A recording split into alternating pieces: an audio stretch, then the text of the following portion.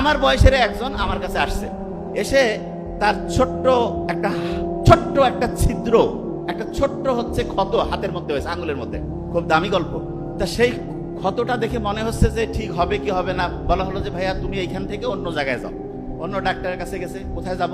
সার্জারির ডাক্তারের কাছে যেতে হবে। শোনো আগে, সার্জারির ডাক্তারের কাছে কখন গেছে, যাওয়ার পরে বলছে আপনার যে হাতের মধ্যে যে ছোট্ট একটা ক্ষত, এইটা কিন্তু আস্তে আস্তে আঙ্গুলটাকে পচায় ফেলতে পারে। বলেন কি বলেন আপনি? হ্যাঁ।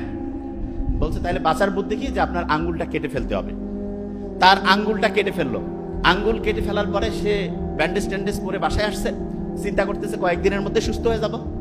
15 দিন 1 মাস পরে দেখা যায় তার হাতে আরো ব্যথা। আরো ডক্টরের কাছে গেল, ডক্টর পরীক্ষা নিরীক্ষা করে বলতেছে আপনার জন্য ভয়ের খবর আছে। কি কারণ? আপনার এখন আঙ্গুল না, কবজি পর্যন্ত কেটে ফেলতে হবে। মারাত্মক ব্যাপার।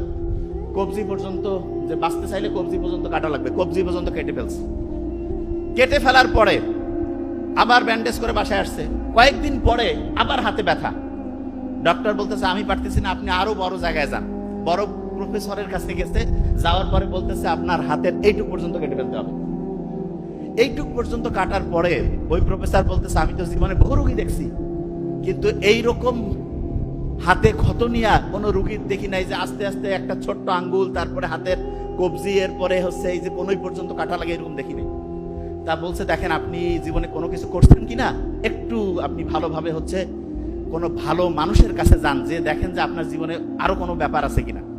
তো ওই লোকটা অনেক খোঁজাখুঁজি করে খুব জ্ঞানী সৎ একজন মানুষের কাছে গেছে, যে বলতেছে যে আমার এই অবস্থা হয়েছে। তা বলছে ওই লোকটা খুব আধ্যাত্মিক টাইপের মানুষ, তো উনি হচ্ছে চোখ বন্ধ করে কিছুক্ষণ কি ভাবনা চিন্তা করলো, তারপরে বলল যে তুমি কি তোমার এই হাত দিয়ে কাউকে কোনো কিছু ঠকিয়েছো, কারোর সাথে কি কোনো খারাপ কিছু করছো, অন্যায় করছো? বলছে যে কি করে। তারপরে সে কাঁদতে শুরু করছে। ওই তরুণ বালকটা সে তখন বলতেছে যে কয়েক মাস আগে সে রাস্তা দিয়ে যাচ্ছিল, তার সাথে তার আরো 2-1 বন্ধু ছিল। তাদেরকে সাথে নিয়ে সে একটা লোক সারাদিন একটা ইনকাম করে মাছ নিয়ে আসতেছিল। সে তাদেরকে ধমক দিয়ে বলছে ওই মাছ তুই নদীতে পাইছিস, নদী হচ্ছে আমাদের, আমরা ওইটার ইজারাদার। তাকে থাপ্পড় মেরে হাত দিয়ে তার যে পাত্র ছিল সেইখান থেকে মাছটা নিয়ে এসে চলে আসছে। তখন বলছে যে তুমি যে অপরাধটা করছো সেইটার জন্য যার সাথে এটা করছো তার কাছে যে মাপ চাও। এই তারপরে সে কান্নাকাটি করে ওই লোকের কাছে গেছে, যে বলছে ভাই আমাকে যদি মাফ করে না দাও তাহলে আমার তো কবজি পর্যন্ত কোনোই পর্যন্ত গেছে, আমার টোটাল শরীরে ধ্বংস হয়ে মরে যাব। ওই লোকটা বলছে ঠিক আছে, যা হয়েছে তোমাকে মাফ করে দিলাম।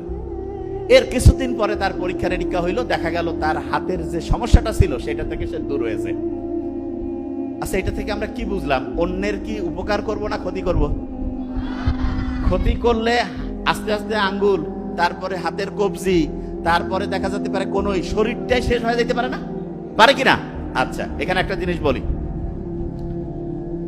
আপনি যখন আপনার সন্তানকে যে কোনো জিনিস বলবেন, তাকে এক্সাম্পল দিয়ে বলবেন। আল্লাহ যে কোরআন নাজিল করছে এক্সাম্পল দিয়েছে, এবং কোরআনের সবচেয়ে শ্রেষ্ঠ এক্সাম্পল হচ্ছে মুহাম্মদ সাল্লাল্লাহু আলাইহি ওয়াসাল্লাম।